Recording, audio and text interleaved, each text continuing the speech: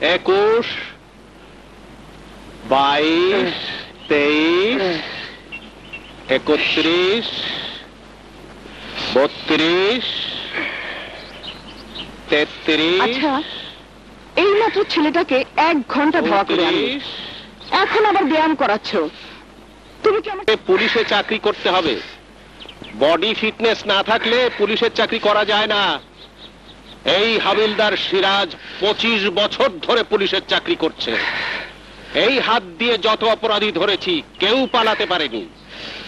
এর জন্য ডিপার্টমেন্টে আমার অনেক সুনামও আছে। দেখো না এখনো আমার বডি ফিটনেস কেমন। পুলিশের চাকরি আমি করব না বাবা। তাহলে কি করবি? আইএ পাশ করার পর তো আর লেখাপড়া করলি না। এইটুকু যোগ্যতা দিয়ে কিছু করতে পারবি? আমি বলছি বাবা, আর 1 মাস পরেই তো তুমি রিটায়ার করবে, তখন আমাদের সংসার চলবে কি করে? তাই ভাইয়া ঠিক করেছে, তোমার প্রভিডেন্ট ফান্ডে যে টাকাটা পাবে সেই টাকাটা দিয়ে ভাইয়া একটা সিএনজি গাড়ি কিনে নিজেই চালাবে। আমার ছেলে ড্রাইভারি করবে। তাতে অসুবিধা কি বাবা? আজকাল অনেক শিক্ষিত বেকার ছেলে ব্যাংক থেকে লোন নিয়ে সিএনজি গাড়ি কিনে নিজেই চালাচ্ছে। এত কষ্টের কাজ তুই করতে পারবি না বাবা। মা, সারা জীবন বাবা আমাদের জন্য কত কষ্ট করেছে। বাবার একার উপার্জনে একদিকে আমাদের সংসার চলেছে, অন্যদিকে আমরা 2 ভাই বোন লেখাপড়া করেছি। তাছাড়া বাবাই তো শিখিয়েছে সৎ পথে থেকে কষ্ট করলে জীবনে উন্নতি করা যায়। ঠিক আছে, তোর যখন ইচ্ছে, আমি আর অমত করব না। থ্যাংক ইউ বাবা।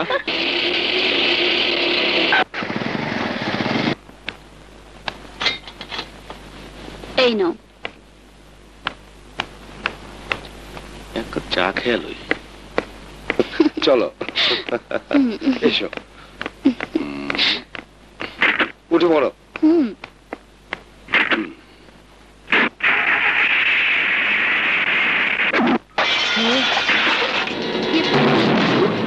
আমার গাড়ি।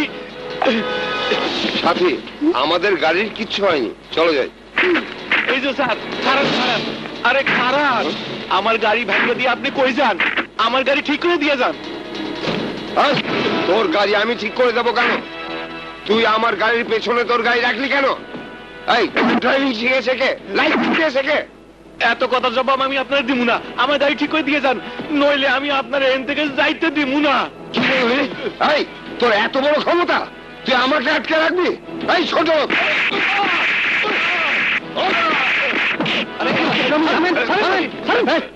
কি হয়েছে রে আবু?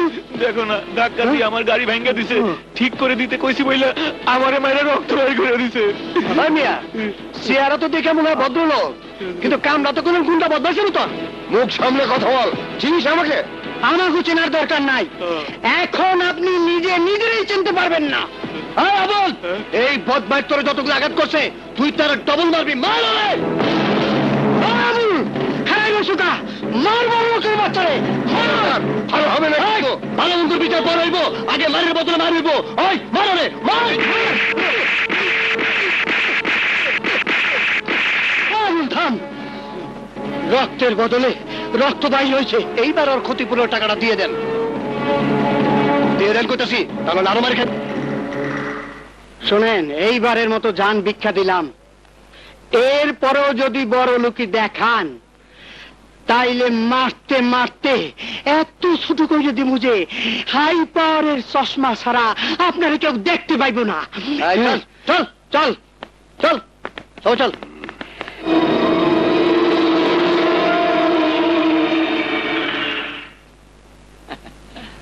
নে খা, মন ভই দেখা।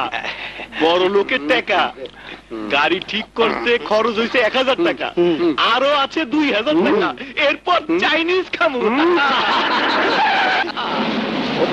এই দেখা খাইলে গায়ে শক্তি হইব। ধর।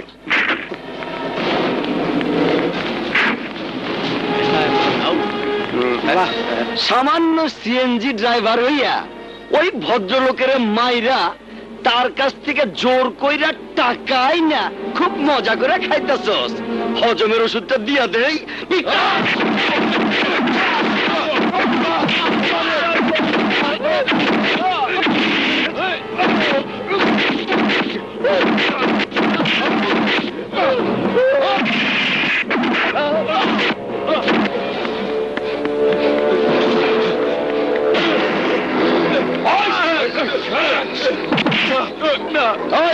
ফকিরের বাচ্চা, আমার গায়ে হাত দিয়েছিলি।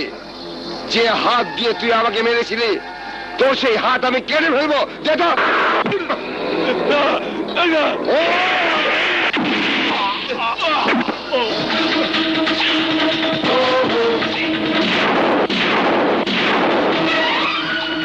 এই কাশেম আমার নাম, আমিও সিএনজি গাড়ির ড্রাইভার, তবে নাম্বারটা একটু আলাদা, 440, হাই ভোল্টেজ।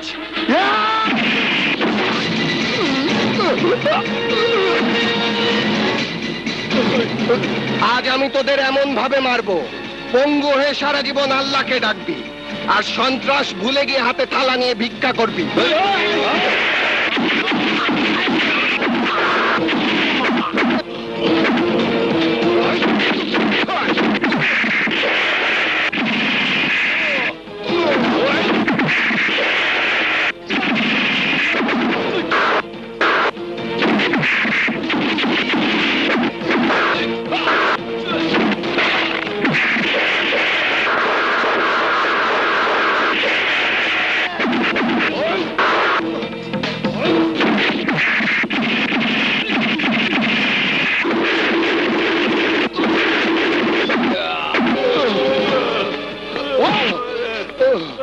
এই সিএনজি ড্রাইভাররা গরিব হতে পারে, কিন্তু দুর্বল না।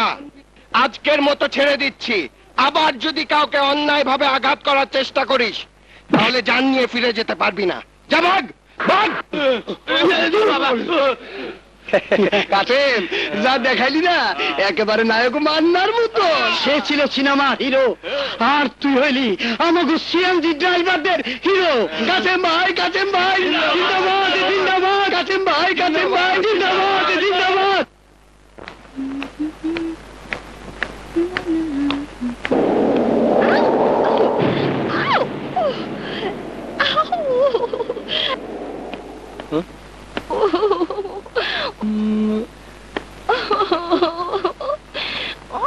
হ্যালো, চোখে ময়লা পড়েছে? ইয়ে, আমি কি সাহায্য করতে পারি? ইয়ে, দেখি।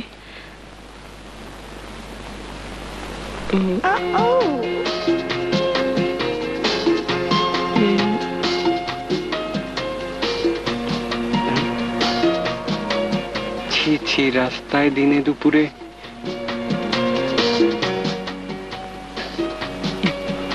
অনেক বড় ময়লা।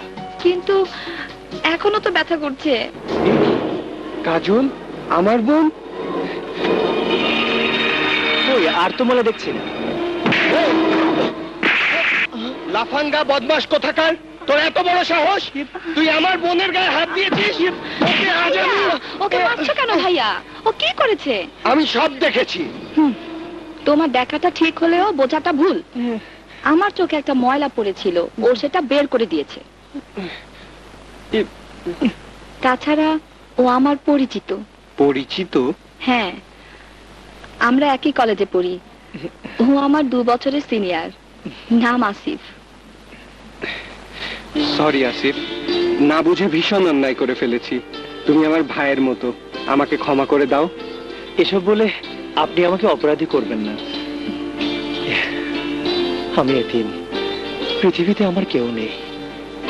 ইয়ে, যদি পারেন আপনার এই দুহাত দিয়ে আমাকে বুকের মাঝে জড়িয়ে নিন, তাহলে ভাববো আমারও একজন ভাই আছে। ফাজিল, দুষ্টু কোথাকার, এই সব কিছুর জন্য তুই দায়ী। ওর সঙ্গে আমাকে আগে পরিচয় করিয়ে দিসনি কেন?